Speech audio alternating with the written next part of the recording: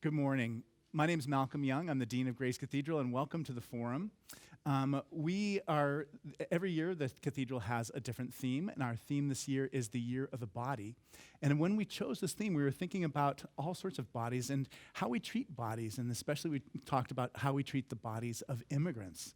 And so it was about a year ago is when we planned all this out, and we're so grateful to have Jose Antonio Vargas with us today.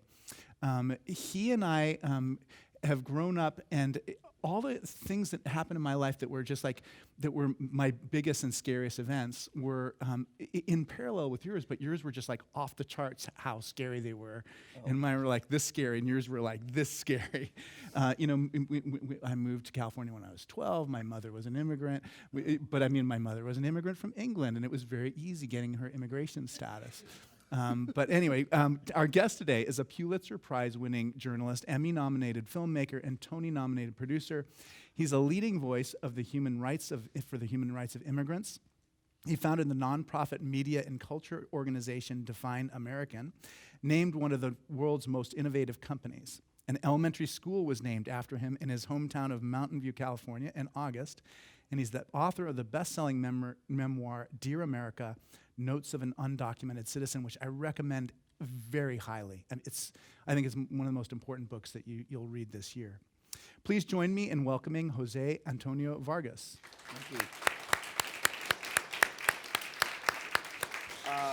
Is this working? It should. It'll turn you up if you're not loud enough. I did not ask him to say that about the book, so thank you. Yeah, well, I mean, I could have hated it. Yeah, well, that's okay. No, it's so important. And I would wake up in the mornings after reading it late at night, and I would just have these vivid, it was like I was in Mountain View, in that other place. And in a way, it's kind of a borderland place. And I love you talking about like walking with Mark Zuckerberg and just being like, yeah, I grew up like 2 miles from here. Because you're right, it's this funny, almost borderland between rich and poor, between tech and not an analog. We used to call it, one of the jokes was, which side of El Camino Real are you from? Exactly. Are you from the Andronico side of El Camino? And did I put this in the book? I was just in Sonoma. I was in Petaluma last night to do a book event with a woman named Carolina de Lubertis. She teaches at San Francisco State. She has 4 novels out. The latest one is called Cantoras. I highly recommend it. It just got reviewed by the New York Times. So we were doing an event, and we had a few students, because what's happening with the book is a lot of schools are teaching it. And one student was like, there were some moments in the book that I was like, why did he end there? He went fast, right? All right. And I said to him, there's actually a version of the book that's 20,000 words longer. Yeah. So I just kept cutting. I was just like... it really shows. There's nothing in there that could be left out. And in a way, I mean, you can talk about how scary it is to to be detained at the border, at the Mexican border. And you could write at length about that, but there's almost something more frightening about it, having it be pared down in the way that it was. Because that's the thing, though. Like, I just felt like, as a writer, I've been a journalist since I was a kid. I used to work at the Chronicle, down there on 5th and Mission. I'm glad they still have that building and can afford to keep it. When I was writing this book, which I did not want to write, like my original idea for a book was much more a migration manifesto. Yeah, I can imagine keeping it at a distance, so it's not about your family life. So I turned in the first draft of the book, and my editor, who's amazing, Julia, goes, so where are you in this book? Because I turned in like 60,000 words. And it was basically like, I used to write for the New Yorker. So like, just one of those long New Yorker articles, right? And once in a while, of immigration. Once in a while, you get I, me, and my. But it's usually just to synthesize something. It's not to like say I feel or, So even the process of writing the book was getting at this point where, what is the psychology of this? Yeah. Right? Because, look, like all you got to do now... Because now that after Trump got elected president, all of a sudden the mainstream news media cares about immigration. They didn't care before. Like the New York Times wasn't all that angry before. The Washington Post was not all that angry before. But since Trump got elected president, everybody's like, oh my God. And all I kept thinking was, where have you been? Right, right. Right? So even the process of writing the book was this kind of explanation to myself. You know, I'm a journalist who happens to be undocumented. I'm not an undocumented journalist. I think that's an important distinction there. And so I bring that kind of rigor in what I do. Yeah, what did you learn as you wrote about it? Because, I mean, it certainly, I mean, it made you look at your own life in a way that you could probably there's probably questions that you just didn't have to think about so much, or I don't know. Well, the only thing is, you know, when I started writing it, I was about to turn 37, and I just did not think a 37-year-old should be writing a memoir. Yeah, I had that thought too. I talked you know about what I mean? that. It's yeah. like My friend did that. Yeah. Well, by the way, there are great people who do that, Yeah, and I yeah. just didn't feel that. You know, Toni Morrison didn't publish The Blue Aside till she was 39. You know what I mean? I just felt, you know, that's like a big part of my life is Toni Morrison. So I was like, wait, I feel even James Baldwin never published a memoir, right? Like Notes of an Aged Son came out when he was 31, 32. So I just felt like I didn't want to write a memoir. I told that to my editor. But of course, you know, for marketing purposes, they have to call it what they have to call it, which is fine. But I call it what I want to call it. And so what I wanted to get at was psychology. Like, I wanted to understand my own depression. And so my editor, Julia, very smartly asked me, list the top 20 most painful experiences of your life. I came up with 22. And then every single thing on the list was because I lied to somebody, I tried to pass like someone else, or I was hiding. Yeah. So then that became the structure of the book, lying, passing, hiding. And what was brilliant about that was you didn't have to be undocumented, you don't have to be an immigrant to kind of get into that. Yeah. I would argue that, you know, you could argue that the history of America can be traced to the arc of passing, right? Yeah, yeah. Race, gender, ethnicity. So that's why so then I felt like once we came up with that structure, and as a writer, you know, the structure really determines the language you use, the tone, the pacing, all of that. Once we came up with that structure, then I felt okay to write about myself in a specific way that I know you don't have to be gay, undocumented, or Filipino to have some sort of to get into that kind of interiority. There's a couple of moments in the book where I actually turned to the reader and asked, like, you know. Yeah, those are really powerful parts too. Good, because Yeah. I was. Let me tell you. I mean, yeah. part of it is honestly, this sounds terrible, but when you're 66, you're not going to have the same vivid memory of your 12-year-old self. Yeah. You're not gonna know what it was like, what the difference between being 16 and 18 Yeah. are. Yeah, But yeah, but yeah. when you're in your 30s, you do. You had to write this now because. But I mean, even the beginning of the book, you know, like the beginning of the book is like the day I left the Philippines, and there was a version of that that's like 50-page longer. Why? Right. Because the journalist came in. What was happening in the Philippines in 1993? Yeah, Who yeah. was the president? What was happening in Southeast Asia? Was that the time when America had to pull its troops from the Philippines because the Philippine government finally said, we don't want you here? Yeah. But then a 12-year-old wouldn't know any of that. Yeah.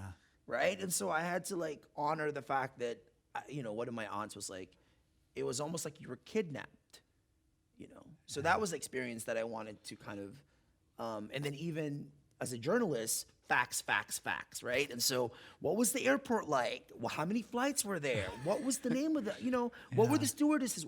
I don't remember any of that. All I remembered was I got on a plane, we got up, and I looked down, and it was water. Yeah. And you remember also saying goodbye to your mother. I mean, And then saying it, but also but you're not right. I mean, there's that fog element of not remembering exactly. did we say I love you to each other? Was there time for that? Yeah. And even that, and then I felt really bad. How can I not remember that? Yeah. Yeah, in a way, I mean, the way you handled it in the book is you gave us the child's experience when you Yes. first introduced it, Yeah. and then you explained the context later on of just like, who paid for what and how the papers worked and all that. I mean, Yeah, I wonder maybe if you can talk a little bit about what it felt like when you first arrived in Mountain View. It must have been so strange I moved to California when I was 12, and it was disorienting for me. But I didn't come, I spoke English, understood cultural references. I wonder if you can talk a little bit about what this, like the felt experience of just arriving. Well, I just think arriving at Safeway. Oh yeah, right. I mean, that was the big, like, I was like, what is this? And then I think I put this in the book. Like, I was so mesmerized by the pet aisle, right? Where people, because where I come from, like, the leftover, like, fish bones is what you fed the pets. You didn't buy food for them because there wasn't even enough food for people. So why would you feed the pets? And sometimes the pets, it was awful that I had to, like, tell my class at Crittenden Middle School that when they were asking about their dogs or their pets, and I talked about Rambo, the pet I only knew, and when my mother, it was her birthday, Rambo was adobo. Yeah, right. Rambo was Yeah, that was the first time I'd ever seen adobo used as a verb. I'm Filipino. We use everything as a verb. I know, it's perfect. So Safeway for me, and was like this. It introduced me to the abundance of America in a way, right? The fact that you can have a tub of ice cream and have not just one flavor but 3 in one. The Neapolitan tub. Yeah. To this day, I think my thighs are this big because I ate so much of those Neapolitan tub because it was on sale. Everything my lolo, my grandfather was like, it's on sale. So if it's on sale, you just buy it. Yeah. And we come from this culture where it's so fun. I was just telling my cousin this morning, when I woke up this morning, that why is our culture obsessed about weight? Like, we're a kind of culture where how people greet you, they greet you by, like, your weight. Why are you looking so fat today? And then eat more food, right? It's like, and I'm like, well, no wonder we want to eat more food because we think everything is on sale. So we just buy it and then feed people even though we think it's really interesting. Like, our culture is in this, I think because we come from such, at least when I grew up, deprived, that when you get to America, you think, oh my God, there's so much. So just take all of it, right? So that was Safeway. And then the school itself. Like, I was just fascinated by the self-segregation. And the fact that, growing up in Mountain View, because back then, Moffitt Field was still open. So because of that, there were many more African-American students at the schools. Right. So, like, there were the African-American kids, who, by the way, I didn't even know what that was, because when I was growing up, I mean, any Filipino can tell you that, singing Whitney Houston is like a rite of passage for any Filipino household, karaoke-wise. But I didn't know that Whitney Houston was black until I got here. Yeah. Like, Whitney Houston was American. Macaulay Culkin was American. So we didn't know the black and white. Clearly, as a colonized country, we know about colorism, but there was no language around race in that way. So that was the biggest confusion in middle school. Yeah, I bet. And in the book, I wrote about the O.J. Simpson trial, like, being a pivotal moment because Mrs. Wakefield stopped the class, and then the class was like a 4th black, a 4th white, a 4th Asian, a 4th Latino, whatever that even means. Because back then too, I'm like, I'm Filipino. I never refer to myself as Asian. Only in America are Asian people Asian. Yeah. We're Korean, we're Chinese. And by the way, like, what does Vietnamese, Chinese, Thai, Filipino cultures have in common outside of rice and noodles? And some curry. Not much. But in America, in the same way you all have, like, clump white and black people and Latin people, you clump Asian people together. And we're like, I don't know what this is. So that was really confusing. And then I just remember the verdict being announced in the radio, and the black kids reacting one way and the white kids reacting the other way. And all the Asian and Latino kids looked at each other and go, where do we go? And actually, I would argue that is still where we are culturally. Right. I think we live in a country where the white-black binary is so dominant that, like, even when we, I was just in Boise, Idaho, and even the way we talk about white privilege and white supremacy and whiteness as ideology, we think that's like a white thing, right? When really Asian people, Latin people, I mean, all you have to do is turn on Univision, right? And you see white supremacy. Right. Because you mostly see white passing looking Latin people. You rarely see indigenous people, right? Like in like the Filipino channel, when you turn it on, like most of the actors are light skinned, That's whiteness as ideology, right? And yet that's not, it's so, I have found in the past 8 years that I do this work, that I've been going around all in the country, I just find kind of the imprisonment of the way we talk about identity and race and the simplicity of it to be so, that's why we are where we are. Right. And those categories are absolute for us. We cannot see beyond them in any way because they're. So we're not talking about anti-blackness in Asian and Latin communities. Yeah. You're right? We're not talking about, because again, and this is where I really get into the side of the media, because I feel really strongly that our politics are so toxic these days that, for example, at Define American, the biggest part of our work right now is whenever you see a television show and you see an undocumented immigrant, it's because we've helped them do that. Right. So, like, for example, DACA is in everybody's mind. So when Trump announced he was ending DACA, among the first people to reach out to us was Shonda Rhimes, because she's amazing. So Shonda says, how can I help? The producer, the really powerful producer in LA. So I said to her that there's a group called PhD Dreamers. So it's undocumented medical students. And I said there's about 100 undocumented medical students in the country that we know of. And then she goes, what? And so we contacted PhD Dreamers, and then we sent, I think, about 3 or 4 undocumented medical students to her writer's room in LA, right? We teamed up with PhD Dreamers, and then because of that, they created a character. Right. And on network television of this undocumented medical student intern, and ICE shows up in the ER. So after the election, the 2016 election, the New York Times released a study saying the television show you watch is a greater indicator of who you voted for than the political party you belong to. And among Trump voters, Grey's Anatomy is one of the top 5 shows for Trump voters. That is so interesting. So we reach more people Yeah. on an episode of Grey's Anatomy than like putting somebody on CNN or MSNBC or Fox. Right. So now we've done 67 shows and films. Yeah. So for us, like integrating those storylines and entertainment, for us, it's just as useful, if not more so, than seeing a talking head on MSNBC or CNN or Fox. Yeah, that's so interesting. So the big DACA decision's coming this week, and what do you say to people who ask you just to kind of give you the bare bones understanding of what's going on with it? Like, what's at stake? What will change if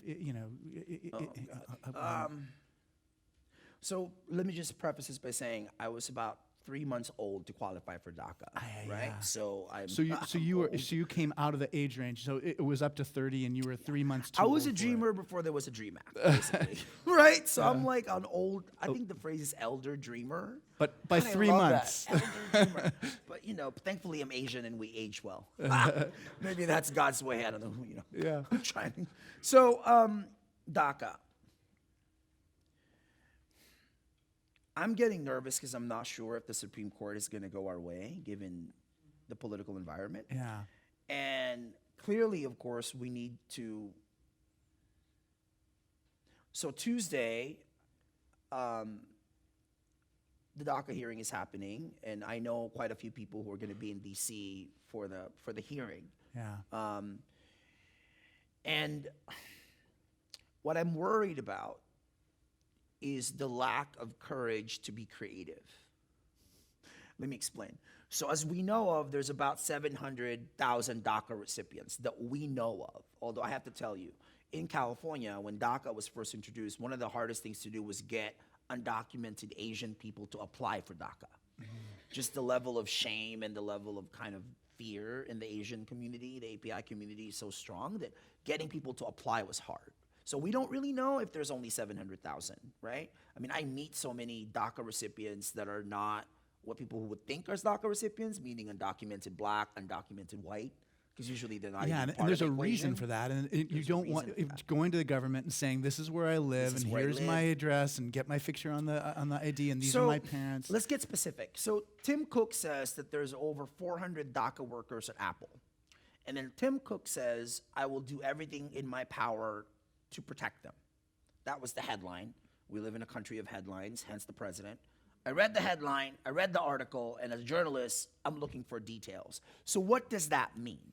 Does that mean that if they lose their DACA, so therefore they just become undocumented again, they have no legal temporary status, are you then as a company willing to take the risks and be creative and hire them as independent contractors, right? And if any lawyer in the room, as a lawyer, you would know that that's actually against federal law to hire somebody you know is undocumented, right? But are you willing to hire them as independent contractors? Will you help them create an LLC? Will you start a fund, a specific fund? Because the moment you hire them as independent contractors, you can't give them benefits. Right. So will you start a specific fund to then make sure that you can actually provide them with healthcare and benefits? And I'm getting a feeling after being back in the Bay just for a week. I've just been traveling. I just moved to Berkeley, so I'm now back in the Bay Area. It's really great. happy. What Welcome happened with the back. traffic? Oh, thank Yeah. you. I haven't lived there since 2004 when I graduated from San Francisco State. And what's up with the traffic, yo? Like, Oh, I what know. is this? You That's can it. build multi-billion-dollar companies, but you can't figure out 101? Like, what's going on, people? Like, so I've been back, and I'm getting a little worried that all of our public school systems are not ready to get creative. Like, they want to treat people like perpetual students. Yeah. So long as they're students, so long as we can give them some sort of aid, we're okay. But we don't want to think of them as workers. Because the moment, again, the nature of work. So once somebody graduates from college, what are you willing to do to actually hire them as workers? And are you willing to exist in this legal gray area that undocumented people exist in? Yeah. So I think that's going to be the question about DACA. Yeah. And mind you, there was just I think the DACA fees just went up from 500 to almost 800. Right, exactly. That was in the news. So think about this for a second. We are requiring these people who grew up in this country to pay the government almost $800 for the country not to deport them so they can work and pay taxes to the very country that's trying to detain and deport them. Yeah, Can you think of any other group of people in America that is subjected to that? yeah. And by the way, because people say DACA, you forget that the deferred action, is referring to deferral from deportation. So you're going to hear a lot of stories in the next week as DACA's in the news. I just hope that we really understand this in the context that we need to fully understand what we're talking about, right? And the other thing for me that's, I know has become such a rallying cry is, what we hear about that these kids are just so perfect and so educated and, they're so American. They speak English. I was at this event. They just speak English so good. Well, ma'am, but okay. So this almost feeling like they're the good ones. And then what about the rest? I've always thought of, because, again, I'm older, and I've always thought of the dreamers. Some of them, by the way, don't want to be called dreamers anymore because they're like, and I'm like, wait, what? The dreamers are a bridge to the larger conversation because every dreamer belongs in a family, right? So it's much more complicated so you can't treat dreamers as if they're an island unto themselves. Yeah. They're the bridge to the larger community. And so when you hear about these dreamers, remember that they belong to a larger family, in a larger community. I think that's going to be really important in the next few weeks because you're going to hear about DACA nonstop. I'm already talking to all the journalists who are covering it. No, I can imagine. Yeah. That's why I wanted to know more Yeah. about it. It's in the book you say that you were just astonished by how little other journalists understand immigration, history of immigration problems, immigration policy. And I wonder if you can just what are 3 things that people need to know about immigration that they may not know already? Oh, shoot. Number one thing I get asked, and I put this in the book, and Aaron Burnett was mad because I put it in the book. Because I remember we were going live on CNN one night, and Aaron Burnett asked me, so you can't just go fix this thing? Yeah. And then we go live. And I'm like, wait, what? Like, what do you mean we can't go fix this thing? What do you mean? Am I supposed to go in a room, turn on the lights, and it's going to go fix it, itself? Right. Because again, we have so focused on this issue as a political issue that we haven't focused on process. Yeah. Right? And so we have 11 million undocumented people in this country because there's no process for those 11 million people to adjust their status and legalize themselves. It's not because they're lazy. Because this is when I go to Republican Tea Party events, the number one thing I get to do is Do you all just want to get welfare or something? Is this why you don't want to apply for citizenship? So the narrative that Fox News and conservative talk radio and Breitbart and Daily Caller has been so cemented in people's psyche, it's almost like an extension of affirmative action, right? Like people think that undocumented people actually get special benefits for being undocumented. So there's no process. Right. So That's basically, the first I thing. mean, there's nothing that, I mean, even though you walk around with a copy of the Bill of Rights with you wherever you go, even though you've covered, you know the political system better Yes. than almost anyone I know, Yeah. even though you've written about it, even though you've been here, no one asked you if you 26 wanted to come here, years. you've been here 26 years. I mean, you're like the most American guy I can think of, and there's no way, no Well, wait process. a second though. Apparently, I can't be. One of my friends was like, "Was it you've never seen Star Wars? You can't be American."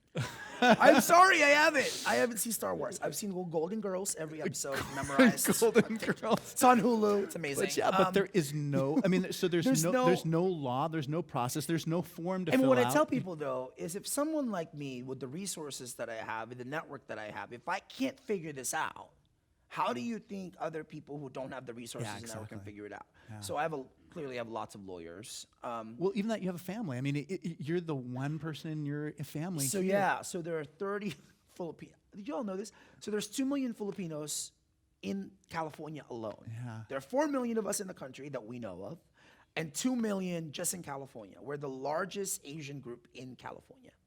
So out of those 2 million, 35 are my relatives. So out of those 35, I'm the only one who's undocumented out of Right. 35. Yeah. Right? And they're all, there are Milpitas, there's San Jose. And none of them know the Constitution as well as you do. Well, but that's the thing. And actually, okay, this is an important conversation to have. So after the 2016 election, I was wondering how many of my relatives voted.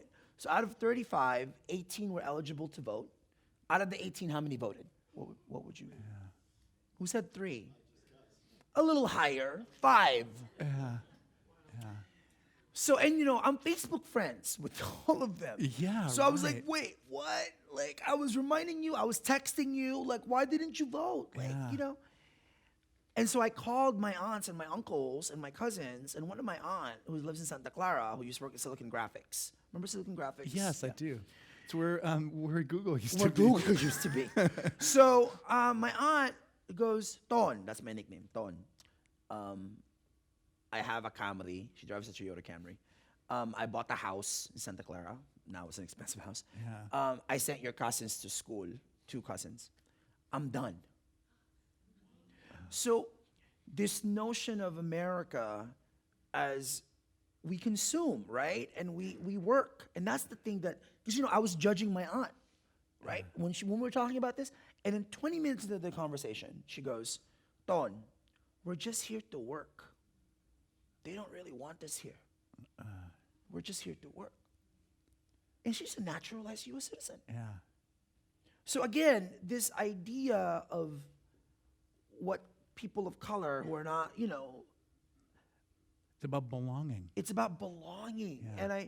And then after that, which was so jarring to me, this conversation of, even though we're here and we have papers, we're just here to work, right? Because, how many studies have you read about the economic contributions of immigrants? Oh yeah. Right? That we're here and, all of that. Where would the Central Valley be? Where would the Silicon Valley be without H-1B workers? All of that, right?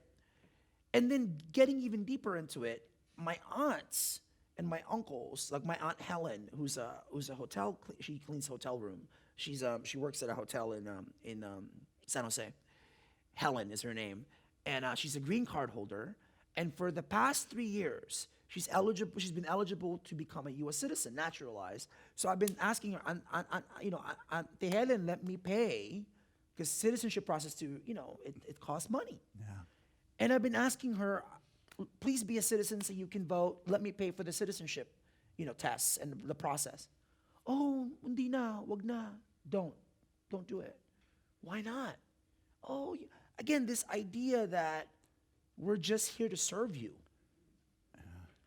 I think that is a conversation that we're not having. Yeah. And mind you, I would venture, though, traveling all across the country, that the role of faith communities and places of worship for immigrants. I mean, look, without immigrants, like, I don't know where the Catholic Church would be in the South. You go to Sunday in North Carolina or Georgia, it's literally Latinos and Latinas filling those churches, right? And it's interesting when I go to these places. I remember being in Georgia, in Dalton, Georgia, and this young Guatemalan got up to me and said, "You know, here in church, we're the same as white people, because we don't need passports to go inside this church."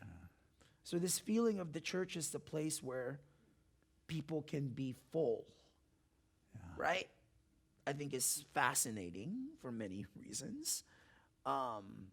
But yeah. Yeah, it's like you're completely right. It has a totally different value structure than what's surrounding it. Because that's the thing. I think right now what's at stake is the value structure of this country. Yeah, exactly. And if we can't find it from the government, federal and local, when I was in North Carolina, part of the reason I was there is that they're trying to figure out how to organize around driver's licenses, right? Because I don't know if you all know this, there's only 13 states that allow us to drive, right? And I don't know when immigration reform is going to happen. And to be honest with you, putting my reporter hat on, I used to be a political reporter. I just don't see. I feel like we are maybe staring at perpetual paralysis in Congress, because people are much more interested in getting on cable news than actually getting anything done. Yeah. So if that's going to happen, then immigrant rights, like LGBT rights, has to go state by state. And in the South and the Midwest, where,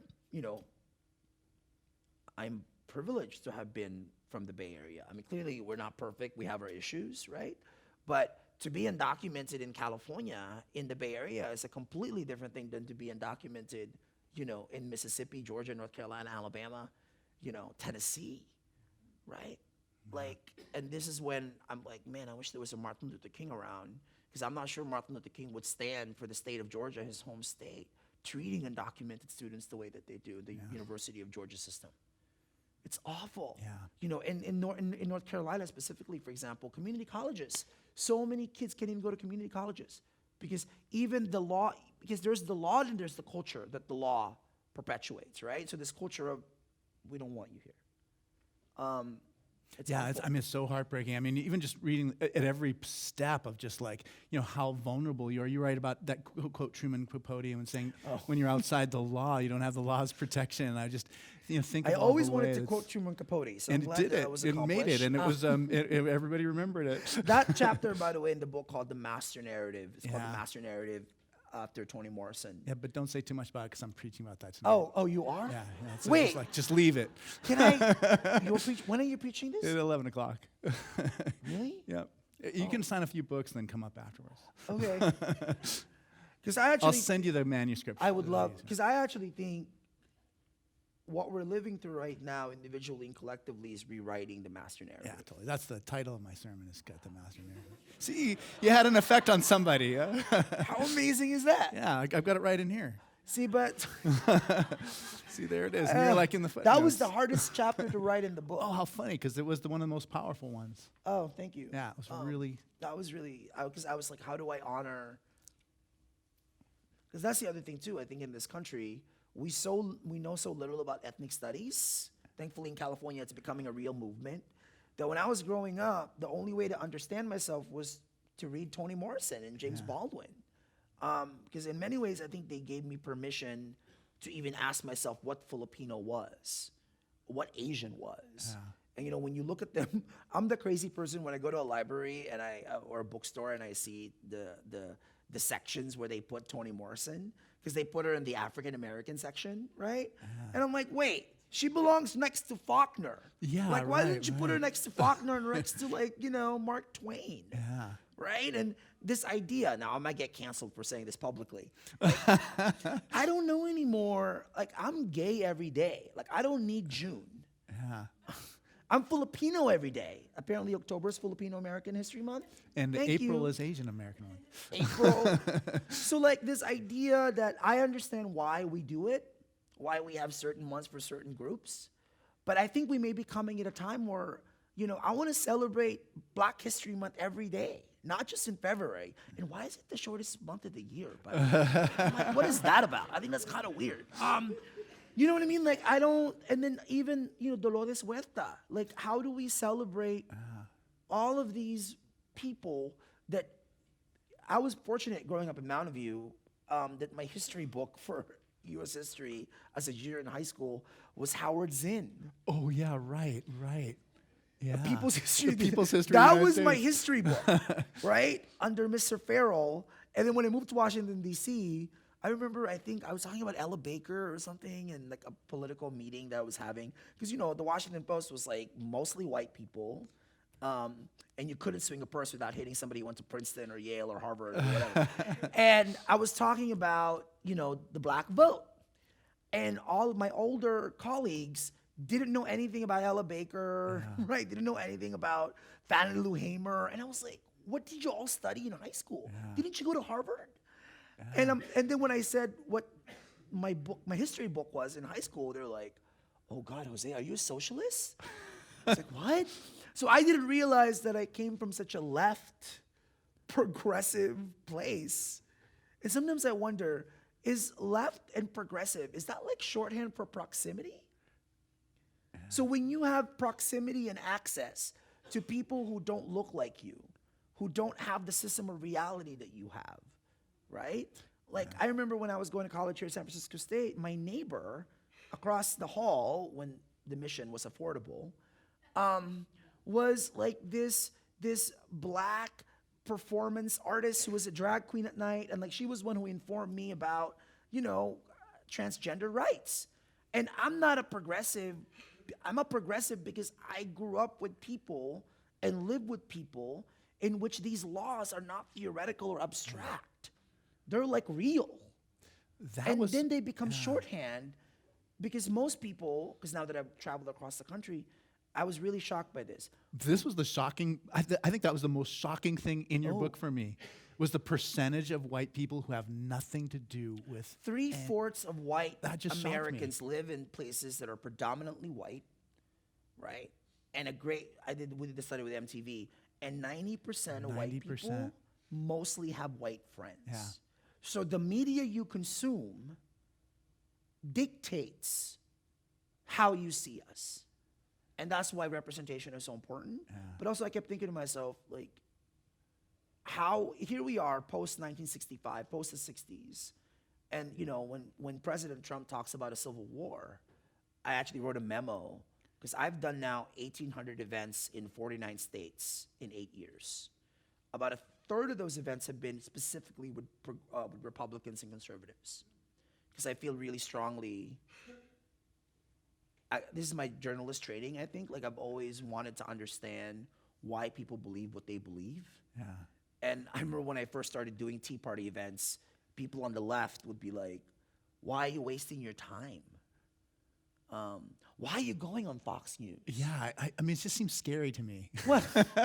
It's scary because I have to control my eyebrows. That was one of my questions was just like, how do you prepare for something like that? How do you go kind of like into the lion's den, and how do you kind of maintain your composure? What advice do you have for people going in front of cameras? I mean, how do you deal with people when you're kind of in a more conflictual, adversarial kind of environment? I actually haven't done Fox. So at Define American, we train people to go on, like right now we're preparing to train undocumented people to go on conservative talk radio. Yeah, that's what I'm talking about. That sounds super scary. Get really interesting. But thankfully it's radio, so they can't see your face, so you can do all the eyebrows you want, and it's okay. But the voice is, I would actually probably argue that the voice is the most intimate part of our expression. So training people to do that has been really interesting because, again, pre-Trump, this idea that we have to engage people outside of our bubble was like this revelation to people. And as a journalist, I covered Sarah Palin. Do you remember Sarah Palin? Yeah. I covered her for 2 months in 2008. Mostly in the Midwest, like Ohio, Indiana. And that was my exposure to like this kind of parallel universe almost. Yeah, it is. And am I supposed to assume that they're all just racist people? am I supposed to assume that they can't be changed? And mind you, like, I'm tired to change your heart and mind. That's up to you. Like, you go deal with that. You know, like, you're in charge of your own ignorance. Like, you got to go deal with that, right? So, but for me, like, this idea that we're supposed to write off a certain group of people, then why do we share a country?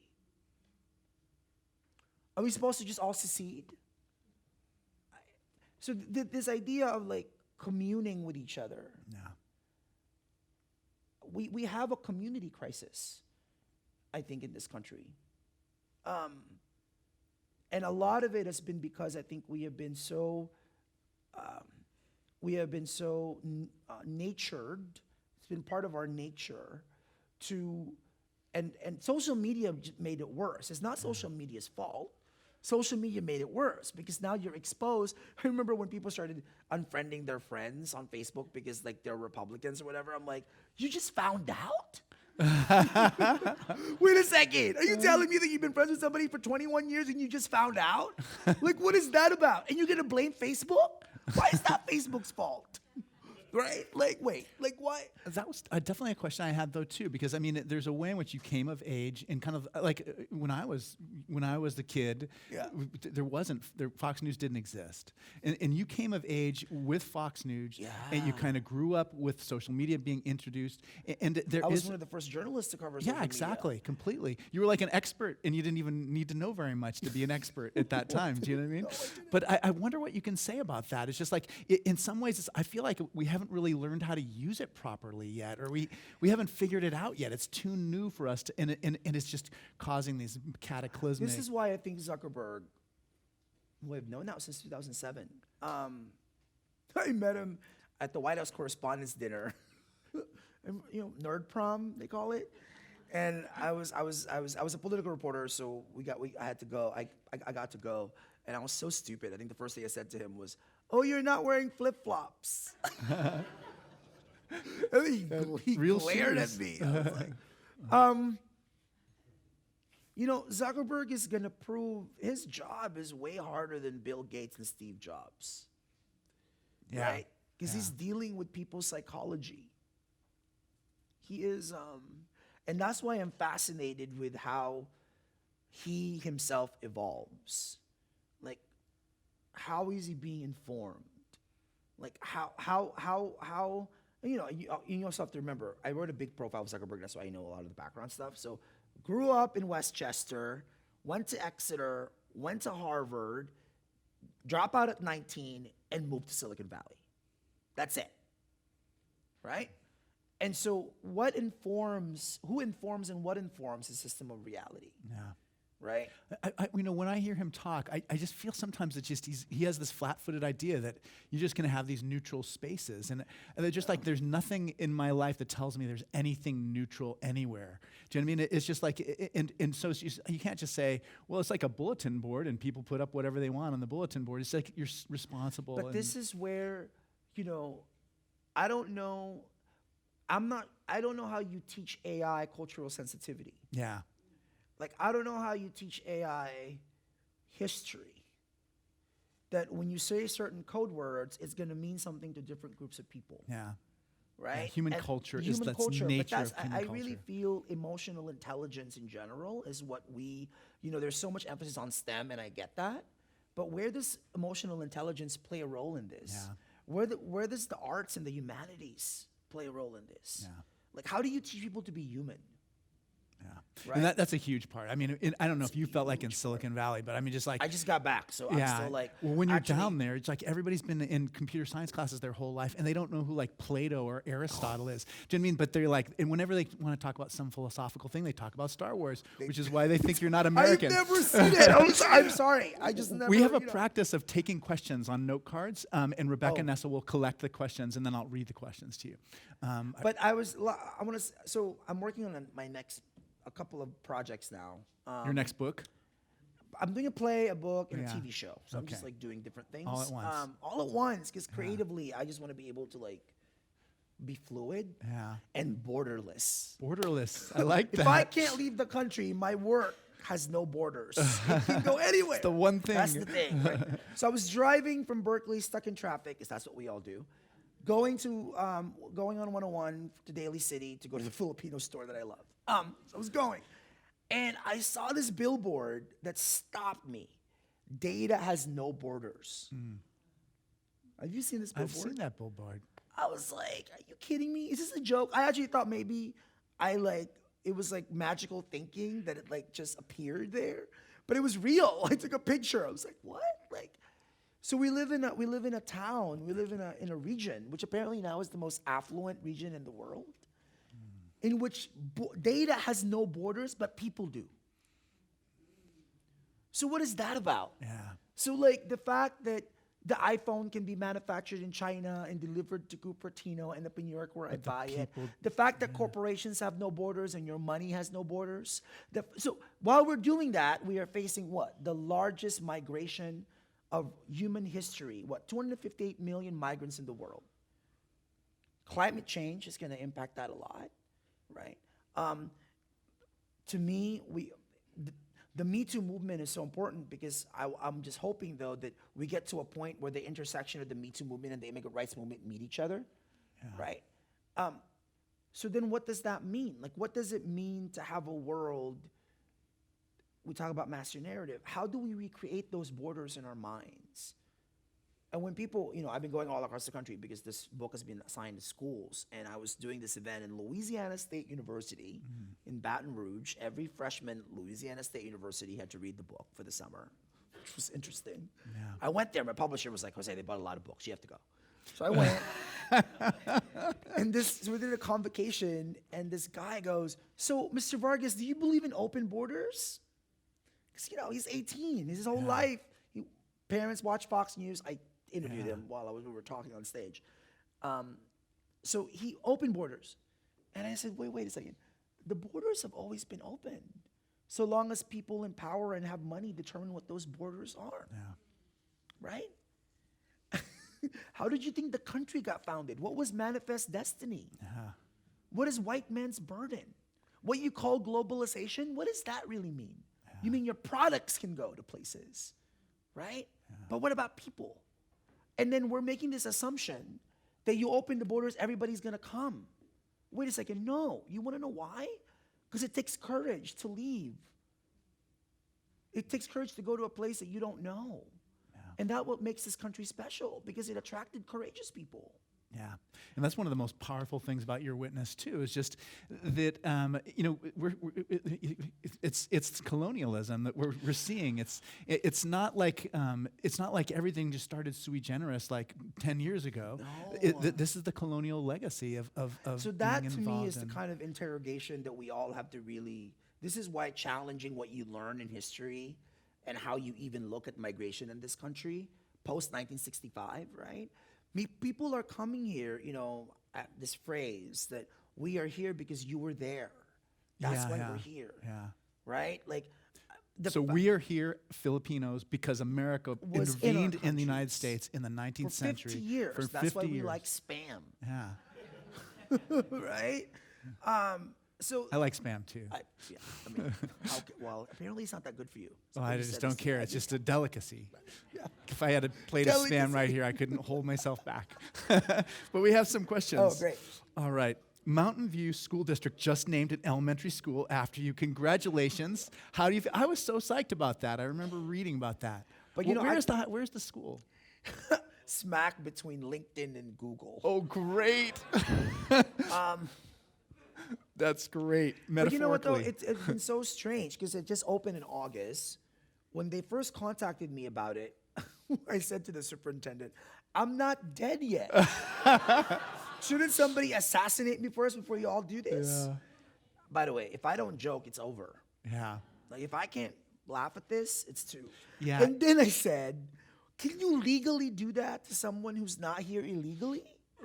So I love that. I love that there's a legal process to name a school after someone who's not here legally. You gotta love America. You do. And then all I thought about was I only wanted the green card. You know what I mean? Like, I didn't ask for any of this. Totally. Like, don't give me the school. Just give me my citizenship. And then of course, after I thought about it, I was like, oh my God, like I'm screwed up. Yeah. right? Like, I'm not, like, what do you tell to these kids? You know, I'm dealing with mental health issues. Yeah, Like, yeah. is this a good model? Like, what? Yeah. And then I started getting emails from parents of the students who are like, hey, my son asked me, he's going to be in 3rd grade, why you can't be a citizen. And I've been Googling this and I can't figure it out.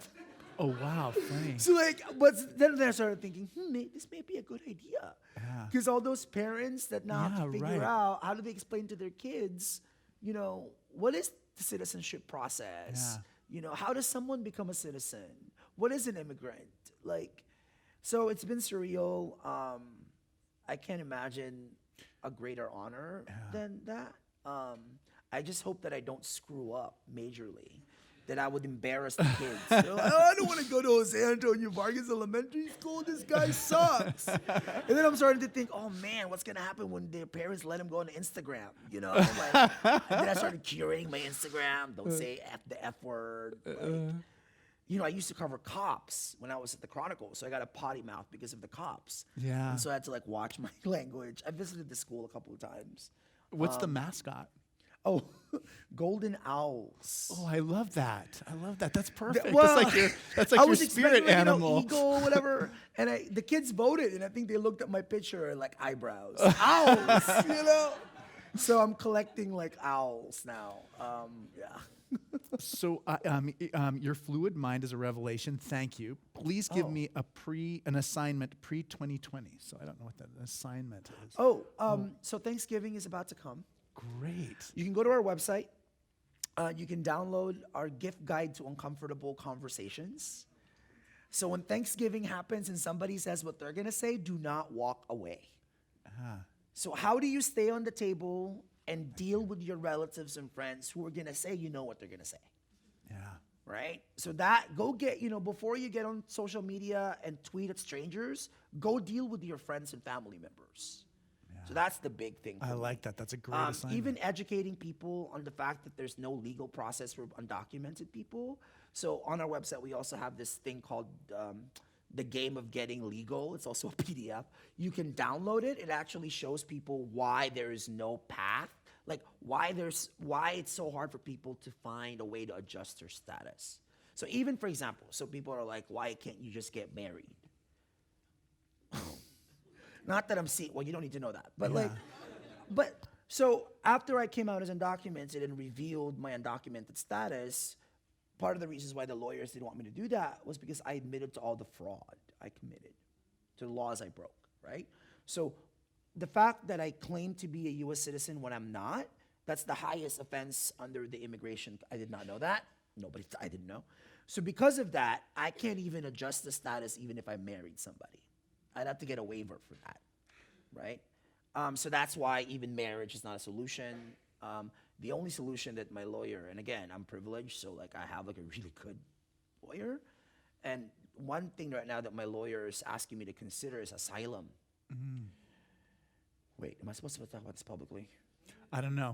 But I'm gonna stop. But yeah, so there's no simple solution. So even that PDF, if you can download that and share that with people and coworkers, I think that would really be useful. That's an assignment. Yeah, but that is definitely, I mean, I one of the things I didn't want us to do is just say all the things that were in the book, and we didn't do that. So thank you. I appreciate that. But one of the things that doesn't come out so much is just like how scary it is to constantly, to like, have to work around, like to find out that Oregon, you can get a driver's license and get up there to get the driver's license, and then it expires in 10 years. What do you do for some form of ID after that? I mean, and then even just like you said, I mean, being in the detention center and just knowing that you're just at any point. I mean, there is a way in which it is a reality for you all the time. There's no way to get away from it, and it creates a sense of fear. But I have to say though, you can't live your life like this. Yeah. So then what do? You have to be free here, right? And that, I think, is what I'm worrying about the DACA recipient generation, just because if the DACA gets taken away, how do we communicate the reality that there are people who have been doing this before there was a DACA, right? So how do we, it's awful, hopefully it doesn't get taken away, but if it does get taken away, you know what you can do? You're gonna keep going. Yeah. because that's what America is. You keep going. All you have to do is pick up a history of Frederick Douglass. All you have to do is read about the women's rights movement and voting rights. All you have to do is realize that in many ways, what DACA recipients are going through now is just a part of the evolution of history and trying to create a more perfect union. Like, how do we get ourselves out of our own specific state and tie it to this greater history of this country? I find a lot of freedom in that. I find a lot of liberation in knowing that whatever it is that we're going through, somebody else has already gone through it. And somebody else has survived it. So I don't want to get into this fatalistic, because, you know, what I really get worried about is just people's mental psyche and the depression that's going to hit. You know, there's a report that a wonderful academic who's at Harvard, Roberto Gonzalez, just released a report. Was it just a couple of days ago? Really what DACA has done for this generation. They bought houses, they got cars, they joined the military, all of that. So I have come to a conclusion that if governments won't give us freedom, where do we get it from? We have to get it from other people. So like surrounding yourself with mentors, surrounding yourself with a support system that opens windows when doors close. I don't know where I would be without that. Like, I mean, the book for me, one of the things that I was really intentional about it was the power of mentorship, the necessity of mentorship. Right? Like the whole first section, it's almost like you don't need to have an acknowledgement section because the book is the acknowledgement section. That's totally true. It's awesome. But you know, and actually in Louisiana with the kids, because it's mostly conservative. And one of the kids said that the biggest surprise for him about the book was, I didn't realize that there were so many kind people. Oh yeah, right. That was so cool. I was like, what? Yeah. He said, look, why did they help you? Yeah. I'm like, I don't know. But they did. And then I started thinking, but that's why it's important for people to understand. Do you actually think 11 million people in this country could stay in this country if there weren't people helping us out? And you know, allies doesn't seem to be an appropriate word. I mean, I get it, allies, right? But I feel like they're more like co-conspirators. Right? Like, if we didn't have people who would conspire to get us driver's licenses, who lied for us so we can get that job, how could we exist? And I'm not saying that as like, it's not a savior complex. It's not any of that. It's just the reality of how communities work, right? And I find a lot of peace in knowing that, right? And so when I go to places that are not as friendly as this, I know that there are pockets of communities who are doing what they can. And I would argue that living on that, you know, what James Baldwin would say, living on that tightrope actually makes you more alive. That's the other thing I remind myself. It may seem fearful, but I know that I'm like living at the edge. And maybe that's the only way I mean, one of the my biggest life. questions I had the whole time was reading the book, and I just don't even want you to answer, but you know, there must be times when you just didn't. I mean, I love what you say. You say coming out is really not coming out. It's letting the world in. And there's definitely the biggest question I had reading this was like, were you glad that, are there times when you wish you didn't come out as the undocumented immigrants? But anyway. I'm not going to answer that. Yeah. Well, I mean, everybody must ask you that. Here's the last question, just because I've got to go preach a sermon. Why on earth do you have hope? Like, what gives you hope these days? Do you want to go to another one that's less difficult? I actually don't think it's about having hope because it seems too facile for me. I want to like be a hope. So like, I remember I have lots of friends who do this work, and sometimes I feel like I have to be so many different things, right? I should be going to DC and giving a protest. I should tie myself to the White House fence and like do us, you know. And thankfully having a friends who say to me, Jose, no. The biggest thing you can do is live your life as freely and as unapologetically as you can. Yeah.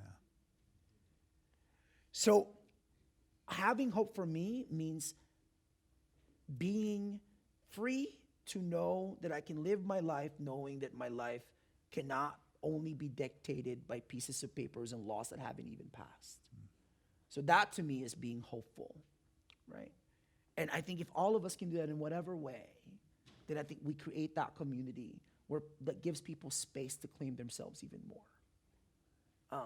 And maybe that is the role of the church. Yeah. Maybe that is a role of a community center, of a library.